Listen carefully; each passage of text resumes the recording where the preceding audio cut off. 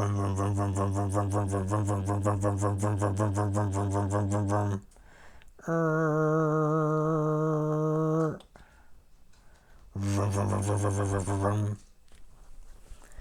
what we have here is a Tootsie Toy.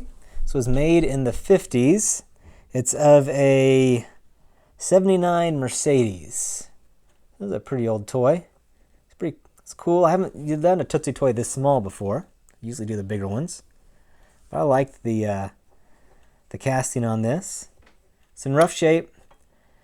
Obviously it's going to need to be repainted. And I'm going to add some extra bits and bobs that weren't on there originally. Originally it was just all green, but we'll add some chrome and some other stuff to it.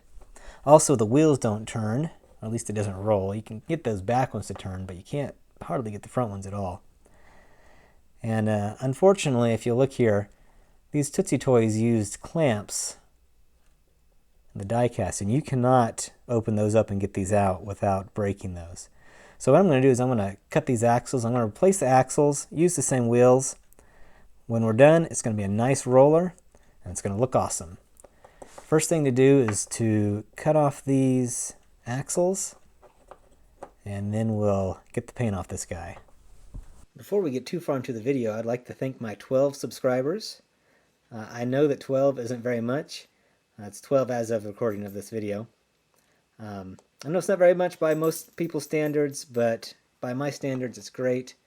And I appreciate each one of you, especially the ones that comment. You know who you are. I appreciate your support. Okay, I'm just going to cut these axles off, and I'm going to be like a crazy person and just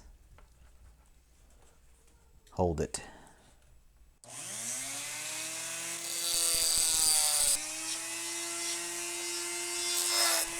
Whoa, that was hot. I underestimated the heat that would produce. Wow, that was hot. Sheesh. Okay, I'm not going to be a crazy person anymore. My hope is that these will just pull right out. I don't know if they will or not. We will see. They are very, very crusty. Yep, we're going to have to bring out the big boys. So there's our wheels. So now we can strip this guy. And then I'll make some new axles for these guys. It's going to look nice. And we're just going to strip this right off. This should come off pretty easily. These Tootsie Toys, the paint comes off easy. Keep in mind that this is lead-based paint.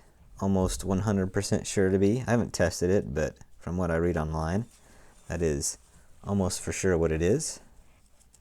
So just keep that in mind. I am going to strip the inside of this one since it's open.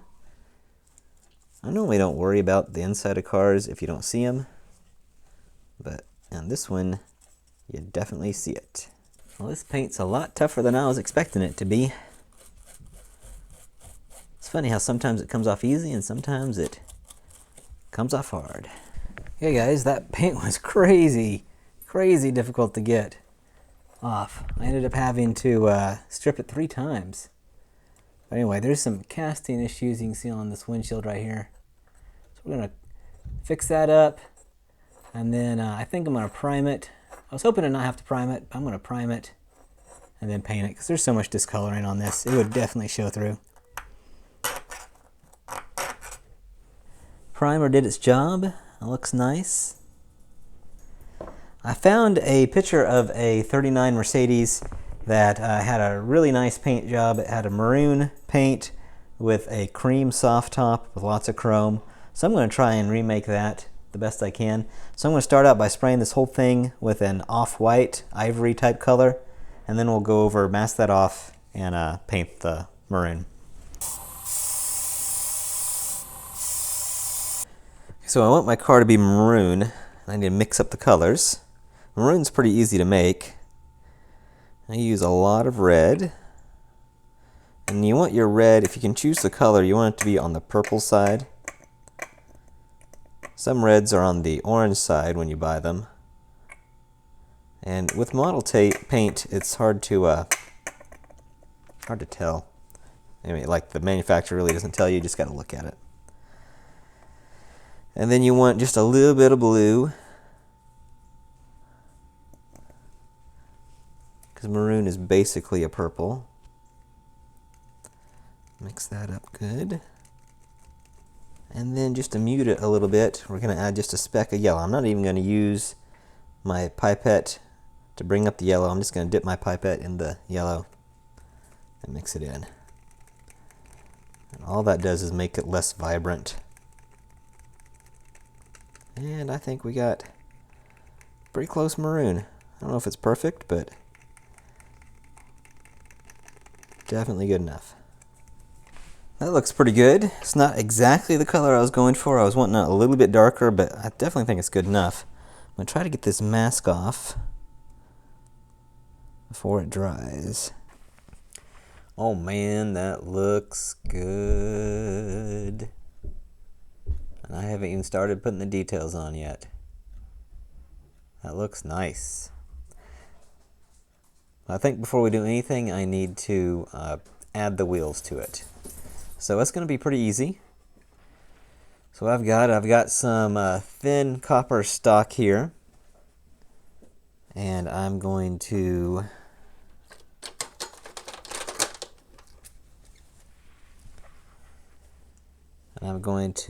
crimp one end really tight, flatten it down like that. And I'm going to feed 2 of the wheels on, like so. Then I'm going to feed my copper rod, which is way long right now, onto my axle. And that is where I need to cut it, right there. So since this is copper, it's going to be really easy. Just snippy, snippy, snippy, like that. Now I'll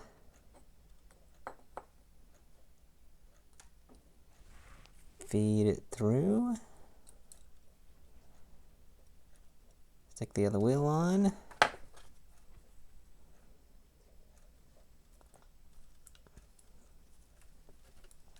Some leverage here.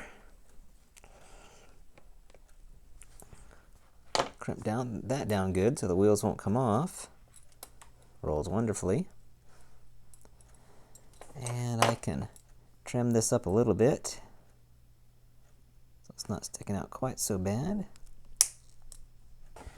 And we got ourselves a nice roller. It actually rolls about as nice as some Hot Wheels. Okay, now for the details. We got a lot to do. We got the wheels, all the trim. I need to touch up some of the areas of the convertible top. So we got a lot to do here, but it's going to be fun. I think I'm going to start with the chrome. It's always hard to do on the wrong side of the camera like this. So we'll just see how far I do before I start making mistakes. And when I start making mistakes, then I will do it off camera.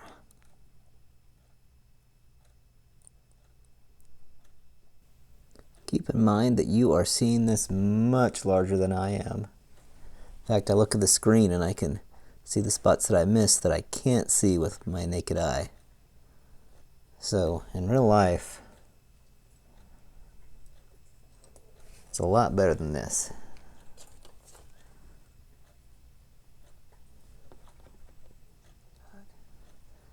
This paint is so glossy that the pen is having trouble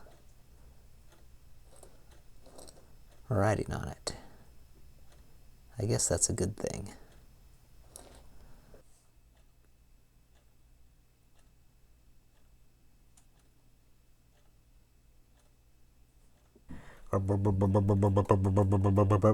Actually, I have no idea what sound these make. I've never heard one. Never seen one in real life. But it is cool. Man, look at that. Such a transformation. Now, I got greedy when I was working on the details, and you can probably tell. Of course, it's so shiny, it's hard to see anything. See if that'll focus a little bit better there. But it is shiny, it is nice. I got greedy. Anytime you're doing the details, every brush stroke is a gamble. And it was going well, and then I just pushed it a little bit too far, and I've made a few mistakes I had to correct. But that's pretty normal. Of course, realize on your screen that you're watching this, it's many, many, many times larger. This is actually smaller than a Hot Wheels. A lot of the details I did with a magnifying glass because I just couldn't see them. And once you get down that far, you're really pushing it as what's necessary. But I think it looks great. I think it looks awesome. If you remember, this is what it looked like before. And now the after. Well, I hope you enjoyed this video. If you did, a thumbs up helps other people see it. If you'd like to see more videos like this, I do restorations of lots of toys and other things, but mostly toys recently. Then a subscription will help you see them. And whatever you decide to do, I hope you have a great day, and thanks for watching.